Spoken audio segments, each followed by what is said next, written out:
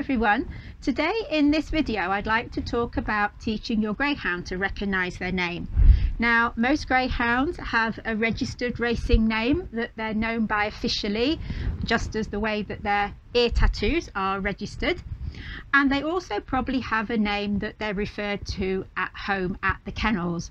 So they may have two names, but the chances are they don't necessarily recognise their name when you first get them.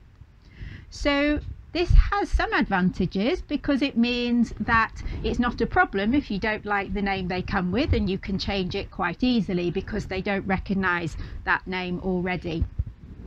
On the downside, of course, you have to teach them their name. So why is it useful for the dog to know their name? First and foremost, I think it helps us to build a rapport with the dog and start to develop a bond if we start teaching them things to respond to, and of course recognising their name is about as simple as it can get. It's very useful in a multi-dog household, so if I call the name of one dog, I get that dog, not necessarily a different dog, which of course is useful. But particularly in other situations, it's useful to be able to get their attention, and responding to their name could act as the most basic sort of alternative behaviour that you might ask the dog to do.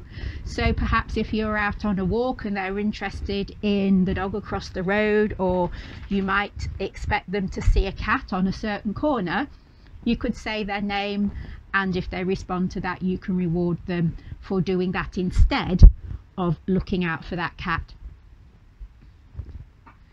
If they're sitting on the sofa, you might want to get them off the sofa, so you can say their name, they come to you, they have a treat for doing that, and lo and behold, they're no longer sitting on the sofa.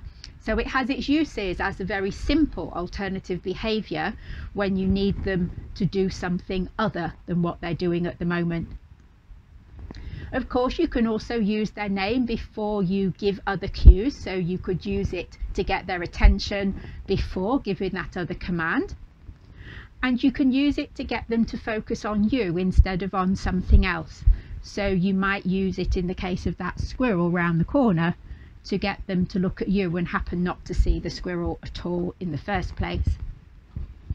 Indirectly, it also acts as a way to monitor the emotional state of the dog, because I find that if they are feeling worried or they're a little bit close to going over threshold, the chances are they can no longer respond when you say their name.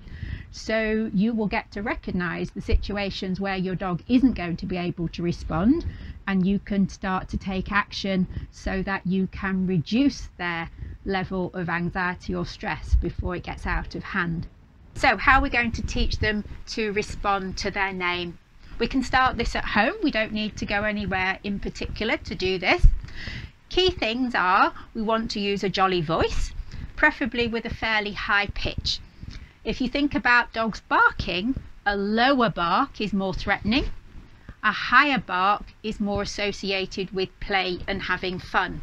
So if we use a jolly voice with a higher pitch, that's going to be more appealing to them. We want to link that with inviting body language, and we also want to make sure that we give the dog a reward for responding. So when you say their name, they look at you, they're going to get a treat. We can start off in a very simple way, just saying the name when they look at you, and they're looking at you anyway, but then they associate looking at you with getting a treat.